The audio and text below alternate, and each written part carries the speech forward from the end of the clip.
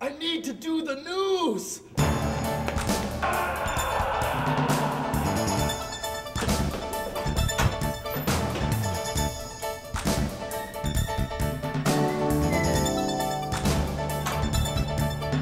It's game time.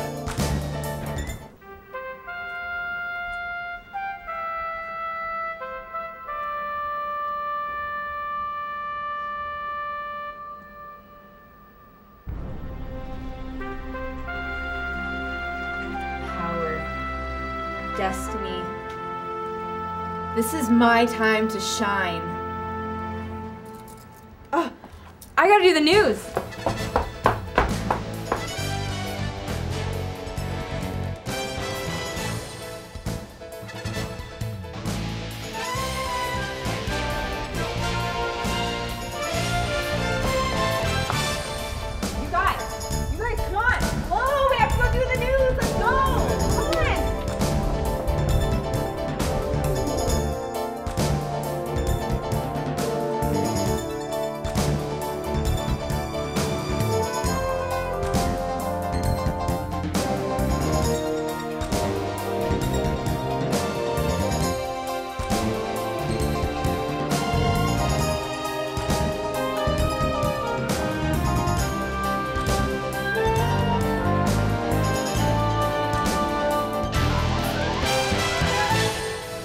Hello, I'm Roley.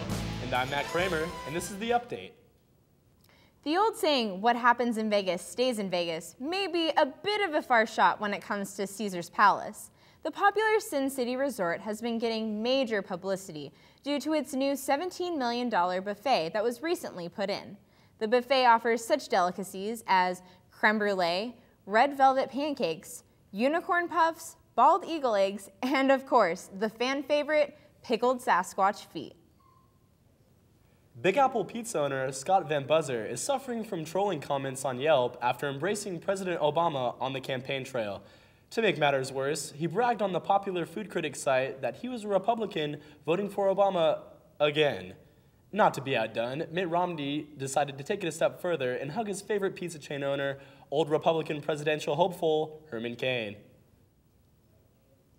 Speaking of Obama, the Video Music Awards. Okay, I think I got it. Sorry guys, but I have some important news that just cannot wait. So now it's time for a segment I'd like to call What's Good with Erin Osgood, Summer in Conflict Edition. The Democratic National Convention sparked great hope that once again we must put our faith and hope into current President Barack Obama. Our pride is based on a very simple premise, summed up in a declaration made over 200 years ago. We hold these truths to be self-evident, that all men are created equal. But soon he put that hope and pressure on us. On every issue, the choice you face won't be just between two candidates or two parties. It will be a choice between two fundamentally different visions for the future. But Romney was quick to stake his claim to the presidential throne as well. Now is the moment when we can stand up and say, I'm an American. I make my destiny. We deserve better. My children deserve better. My family deserves better. My country deserves better.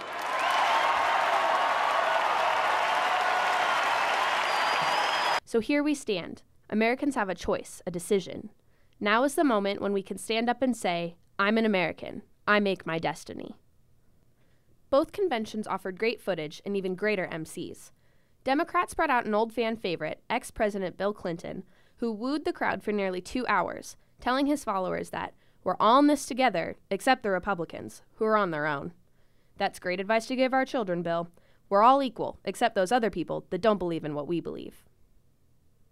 Republicans, too, had an old fan favorite, but not in the sense that you're thinking. Clint Eastwood made a rather uncomfortable speech regarding, well, truthfully, I don't know. He spoke to a chair for the entirety of it. So yes, President Barack Le Chair Obama is ruining the America you used to know and love. Good to know, Clint. In the end, it seems the decision is up to the people, but not really. This fall, the candidates will leave it all on the pavement, where they will take their respectful stages and preach their own political gospel, myths, and whatever it was that Clint Eastwood was doing. So what'll it be, America? Obama or Romney? Democrats or Republicans? Choice or destiny? Are we a free will country or a predetermined one? This reporter doesn't give two. Erin Osgood, everybody. Now back to the news.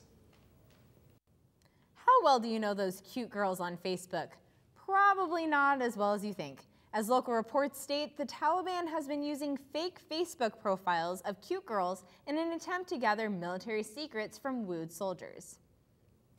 Amanda, I got my 6th friend request today. I'm on a roll. Matt, I'm not sure those are real girls. Sure they are. Here, look at this. She likes long walks on the beach, going shopping with her sorority sisters, and hatching terrorist plots too. All right. Ignore. Good boy. On a related note, SEAL Team 6, the famed Navy Special Operations Division, responsible for neutralizing Osama bin Laden, was on 60 Minutes recently, stating they took a nap on the way to Osama's house and celebrated successful mission by, and I quote, "Like any good Americans, we went to Taco Bell."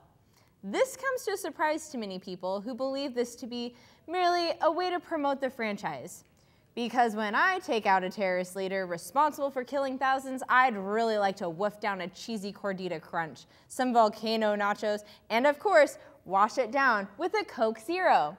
Coke Zero, all the energy you need to kill terrorists with 0 calories. For more entertaining stories, we'll send it over to Sarah Clifton with entertainment. Hey guys, Sarah here. So I guess a lot of cool stuff happened this week. Like Miley Cyrus recently got like a new haircut. She said she wanted to look more edgy. Hey Miley, it wouldn't be a bad idea to ask Harry if you could borrow his invisibility cloak. Lay low, girl. So Ryan Reynolds is off the market. Ugh, I know. Apparently he's married to some chick named Blake Lively, whoever that is. Sounds like a trashy name. But hey, we all know what happens when 2 really good-looking people get together. They have hideous children. Nicki Minaj's new rap song totally has lyrics that say she is voting for Mitt Romney. Obama responded with, "She likes to play a lot of different characters, so whatever." But I guess he has a point. It could have been one of her mini alter egos like Martha or Roman or my personal favorite, Gary Busey. Every girl's new best friend, 50 Shades of Grey, is being turned into a movie. Squeal. And they're now making casting calls. Apparently Ron Jeremy, you know, the old guy with the big thingy, is really pushing for the audition, and from what I hear, he's really thrusting his way through the competition for Christian Grey. Well, that's all that's good in Hollywood. Back to you guys. Thanks, Sarah. An Oklahoma police officer is facing disciplinary action after using a taser on a woman in custody. The incident was caught on surveillance video. Nikina Williams was arrested on a public intoxication complaint and while awaiting processing, decided to mouth off to the police, in which they replied, "She appears to be mouthing off when she suddenly spits on one of the officers. He tased her." Obviously, spitting in the face or on a police officer is inexcusable. But the officer's reaction raised eyebrows and red flags. I suppose she didn't hear the safe word. No. Yes. The Cougs won a big game against its state neighbors, Eastern Washington University. Go Cougs. It seems Mike Leach is finally getting settled in. For more Coug news as well as sports from around the country, we'll shoot it over to Henry McKay with sports. Thanks, Matt. After winning only her 4th U.S. Open, Serena Williams attempted to give a victory speech after receiving her $1.9 million check, but was cut off by CBS because of time constraints. "I'm going to let you finish, Serena, but yeah, you just got Kanye'd." Then 8th-ranked Arkansas lost at home to Louisiana Monroe, 34-31 in overtime. Following the loss, the Razorbacks dropped out of the rankings. I guess we're not the only ones who coug it. Yes! The off-injured Toole was at it again against Eastern Washington. He injured his knee in the 4th quarter and will not play against UNLV. This injury is reminiscent of last year's shoulder injury he suffered in the first game. Well, I guess he's not the sharpest tool in the shed. Replacement refs in the NFL are not working out as well as they had hoped. Though overall, they're doing a good job of filling in, they're still making glaring mistakes. In the Seahawks-Cardinals game on Sunday, the refs actually gave the Seahawks 4 timeouts instead of 3. In related news, the first woman referee has been put into circuit, but was quickly pulled when she called a face mask at a basketball game. What an idiot. Billy Gillespie, coach of Texas Tech men's basketball, is under investigation for overworking his players during practice. The Red Raiders' top scorer, Jordan Tolbert, says he won't return to the team if Gillespie is a coach when he returns from medical leave. In response, Mike Leach jumped at the chance to begin his rituals of stuffing players in closets and calling out overweight girlfriends. Well, that's sports. Back to you guys. Blammo, slammo. Why, thank you, Henry.